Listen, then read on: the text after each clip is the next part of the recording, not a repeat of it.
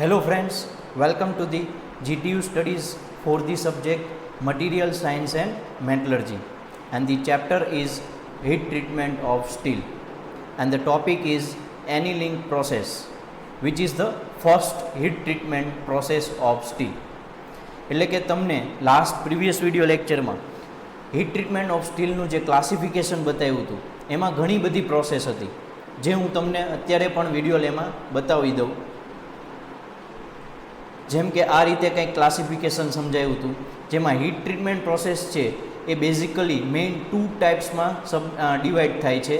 એકમાં ફર્સ્ટ છે bulk heat treatment process અને સેકન્ડ છે surface heat treatment process. Bulk heat treatment process means આખી બોડીમાં હીટ ટ્રીટમેન્ટ પ્રોસેસ કરવાની છે, એટલે કે સરફેસની પણ થશે અને ઇન્ટરનલ પાર્ટિકલ્સનું પણ થશે. જ્યારે સરફેસ હીટ ટ્રીટમેન્ટ પ્રોસેસમાં ખાલી જે સરફેસ છે પાર્ટ્સની એનું જ હીટ ટ્રીટમેન્ટ કરવાનું છે. ઇન્ટરનલ જે પાર્ટિકલ્સ છે એનું હીટ ટ્રીટમેન્ટ કરવાનું નથી.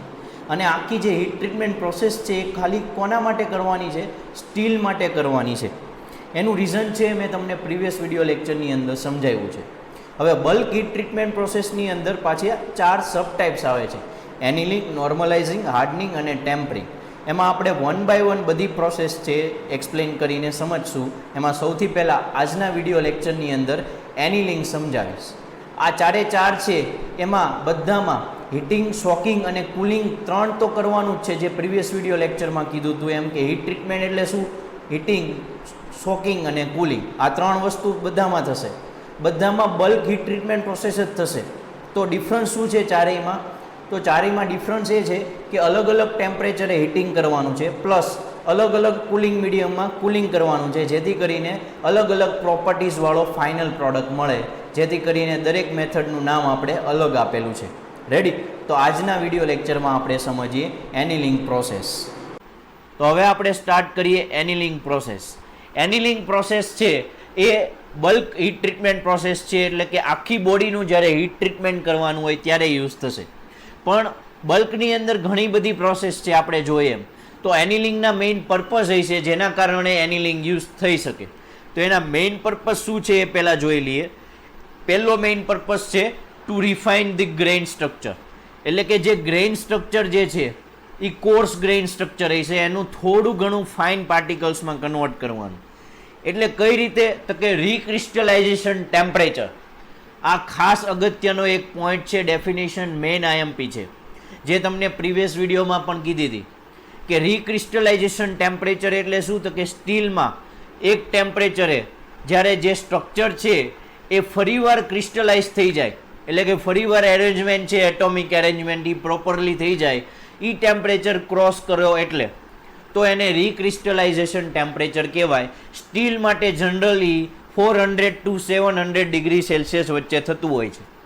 એક્ઝેક્ટલી જો કેવું હોય તો 723 એટલે કે 7 to 3 ડિગ્રી સેલ્સિયસ છે, પણ ઘણીવાર 400 અને 700 વચ્ચે પણ રીક્રિસ્ટલાઇઝેશન થઈ શકે છે.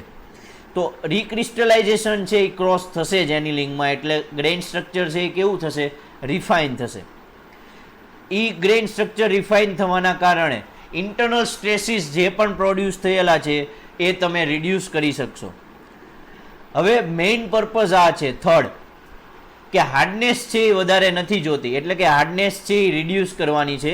હાર્ડનેસ રિડ્યુસ કરશો એટલે સોફ્ટનેસ વધશે. સોફ્ટનેસ વધે એટલે ડક્ટિલિટી છે એ ઇન્ક્રીઝ થશે, એટલે કે ડક્ટિલિટી કેવી જોવે છે? વધારે જોવે છે.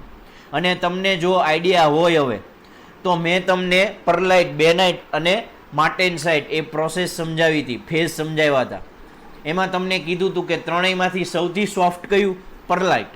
એટલે કે જ્યારે 723ને ક્રોસ કરશો, ઉપર જશો હીટિંગ કરીને અને ફરી પાછું કુલિંગ કરીને નીચે આવશો, એમાં જો તમારે સોફ્ટ મટીરિયલ જોતું હોય એનો મિનિંગ પરલાઇટ તમારે જોવે છે. એટલે એનિલિંગમાં તમારે શું આઉટપુટમાં જોવે છે? પરલાઇટ મેળવવાનું છે, બેનાઇટ, માર્ટેનસાઇટ નહીં. કારણ કે પરલાઇટ જ તે ડક્ટિલિટી વધારે છે અને સોફ્ટ છે. અને પરલાઇટ જોતું હોય તો કુલિંગ માટે કયું મીડિયમ યુઝ કરવાનું? સ્લો કુલિંગ કરવાનું છે, એટલે ફર્નેસ અથવા તો એર યુઝ કરવાની. તે તમને હમણાં ડિસ્ક્રિપ્શન એનિલિંગનું બતાવવું એટલે એમાં આવશે, એટલે હવે તમને ખબર પડી જશે. રેડી? તો આ મેઇન પર્પઝ હતો. એના ઉપરથી ડક્ટિલિટી ઇન્ક્રીઝ થાય એટલે મશીનેબિલિટી ઓટોમેટિકલી ઇન્ક્રીઝ થઈ જશે. કારણ કે મશીનિંગ કોઈ પાર્ટિકલ્સનું કમ્પોનન્ટ્સનું ક્યારે થઈ શકે? એ વધારે ડક્ટાઇલ હોય તો. અને આખું જે મટીરિયલ છે, જે સ્ટ્રક્ચર છે, જે પાર્ટિકલ્સ છે એ હોમોજીનિયસ થઈ જશે, એટલે ઇમ્પ્રૂવ થશે હોમોજીનિટી. આ હતા એના પર્પસ. અને આ છે એના માટેની ફિગર કે તમે જોઈ શકો છો. એનિલિન મેટલ્સ છે એ ડક્ટાઇલ છે એટલે એને થોડું ઘણું તમે વાળી શકશો. હાર્ડન મેટલ્સ છે એને વાળી શકતા નથી. આ ખાલી તમને જસ્ટ બતાવવા માટે GIF રાખેલી છે. હવે આપણે જોઈએ એનિલિંગના ડિસ્ક્રિપ્શનમાં. પર્પઝ આપણને ખબર પડી ગઈ. હવે પર્પઝ ઉપરથી એનિલિંગની પ્રોસેસ સમજવી હોય તો એનિલિંગ છે એમાં ઘણા બધા ટાઈપ્સ આવે છે. શું કામ એવું થાય છે કે સપોઝ તમે કોઈ એક એનિલિંગ પ્રોસેસ કરો છો, એનાથી જે એડવાન્ટેજ જોતા છે એ તો મળી જ જાય છે, પણ સાઇડ ઇફેક્ટ હશે જેમ આપણે ઘણી બધી વસ્તુની હોય એમ, તો એના કારણે થોડા ઘણા ડિસએડવાન્ટેજ મળે છે. તો એ પાછા રિમૂવ કરવા બીજી કોઈક એનિલિંગ પ્રોસેસ પાછળ કરી દેવાની. તો આવા ઘણી બધી ટાઈપ્સની એનિલિંગ પ્રોસેસ આવે છે જે તમે જોઈ શકો છો. એમાં મેઇન છે ફૂલ એનિલિંગ પ્રોસેસ. ફૂલ એનિલિંગ મેઇન શું કામ છે? કારણ કે 723 એક જ પ્રોસેસ ક્રોસ કરે છે ફૂલ એનિલિંગ. બાકી બધી જો નીચે છે 723 કરતાં, જેમાં છે સ્ટ્રેસ રિલીફ એનિલિંગ, રીક્રિસ્ટલાઇઝેશન એનિલિંગ અને સ્પેરોડાઇઝેશન. અને એક હજી આવે છે બ્રાઇટ એનિલિંગ. એટલે total 5 types of annealing process છે જે અહીંયા મેં લખેલી છે. આ શું કામ તમારે આટલી બધી તમારે શીખવી પડે? કારણ કે ફૂલ એનિલિંગ કરશો જે મેઇન છે એનાથી ઇન્ટરનલ સ્ટ્રેસીસ છે એ વધારે ડેવલપ થઈ જશે રિડ્યુસ થવાના જગ્યાએ. તો એવું બને કે એની સાથે સ્ટ્રેસ રિલીફ એનિલિંગ કરવું પડે. સ્ટ્રક્ચર છે એ રીક્રિસ્ટલાઇઝેશન કરીને રીક્રિસ્ટલાઇઝેશન એનિલિંગ પણ ક્યારેક કરવું પડે. તો આવી બધી પ્રોસેસ ફૂલ એનિલિંગ કર્યા પછી ફરી પાછી કરવી પડતી હોય છે. એટલે ટૂંકમાં 5 ટાઈપ્સ ઓફ એનિલિંગ પ્રોસેસ શીખવાની છે. તો એમાંની આપણે 1 બાય સમજતા જઈએ. એમાં ફર્સ્ટ છે ફૂલ એનિલિંગ. આપણને ખબર છે એ પ્રમાણે annealing is the one type of heat treatment process. એટલે એમાં આ 3 તો આવશે જ, હીટિંગ, સોકિંગ એન્ડ કુલિંગ. પણ કેટલા ટેમ્પરેચરે હીટિંગ? તો હમણાં તમને ફિગર બતાવી, એ જ ફિગર હમણાં ફરીવાર બતાવું છું, પણ એના ઉપરથી આવું લખી શકાય કે એ પહેલાં તો તમને ખબર હશે કે સ્ટીલ માટે હીટ ટ્રીટમેન્ટ કરવાની છે હવે. પણ સ્ટીલના યુટેક્ટિક પોઈન્ટના કારણે 2 ભાગ પડી શકે છે. there are 2 parts. one is hypoeutectoid steel and second is hypereutectoid steel. એટલે એવું કહી શકાય કે હીટિંગ ધ હાઇપોયુટેક્ટોઇડ સ્ટીલ. કઈ રેન્જ હોય હાઇપોયુટેક્ટોઇડ સ્ટીલની? 0% 2.8 અથવા ઘણી બધી બુકમાં 0.83% યુઝ થાય છે. Above A3 temperature. એટલે A3 ટેમ્પરેચર કોને કહેવાય એ યાદ હોવું જોઈએ, કારણ કે આપણે આયન કાર્બાઇડ ડાયાગ્રામમાં શીખી ગયા. છતાં પણ તમને હમણાં ફિગર બતાવું એમાં ખબર પડી જશે. And 4 hypereutectoid steel above A1 temperature. એટલે કે હાઇપોયુટેક્ટોઇડ સ્ટીલ માટે A3 ટેમ્પરેચર ઉપર લઈ જવાનું અને હાઇપરયુટેક્ટોઇડ સ્ટીલ માટે A1 ટેમ્પરેચર ઉપર લઈ જવાનું. આટલું ટેમ્પરેચર આવી જાય પછી મેં કીધું એ પ્રમાણે હીટિંગ થઈ ગયું. હવે સોકિંગ કરવાનું. Soaking means holding at this temperature for some time. કેટલું રાખવાનું? એરાઉન્ડ 20 મિનિટ સુધી. એક્ઝેક્ટલી નથી જરૂર, પણ એરાઉન્ડ. એને શું કહેવાય? સોકિંગ પ્રોસેસ કહેવાય. અને હવે કુલિંગ કરો. અને આપણો મેઇન ટાર્ગેટ, મેઇન પર્પઝ શું હતો એનિલિંગનો? સોફ્ટ મટીરિયલ જોવે છે, ડક્ટાઇલ. એટલે કુલિંગ કેવું કરવું પડશે? Slow cooling. એટલે કે slow cooling to room temperature. And this is the figure you can see here below. એટલે કે સોરી 0.83 પહેલાં, જેને આપણે હાઇપોયુટેક્ટોઇડ સ્ટીલ કહીએ છીએ, એના માટે જુઓ તો ક્યાં ટેમ્પરેચર છે? આને A3 ટેમ્પરેચર કહેવાય. એને ક્રોસ કરો એટલે અહીંયા ફૂલ એનિલિંગ થશે. આને ક્રોસ કરીને ક્યાં સુધી જવાનું? તો A3 ટેમ્પરેચર ઉપર 50 ડિગ્રી સેલ્સિયસ સુધી જવાનું. બહુ વધારે નથી વધારે જવાનું. અને હાઇપરયુટેક્ટોઇડ માટે A1 ને ક્રોસ કરવાનું. રેડી? એટલે આવું કહી શકાય.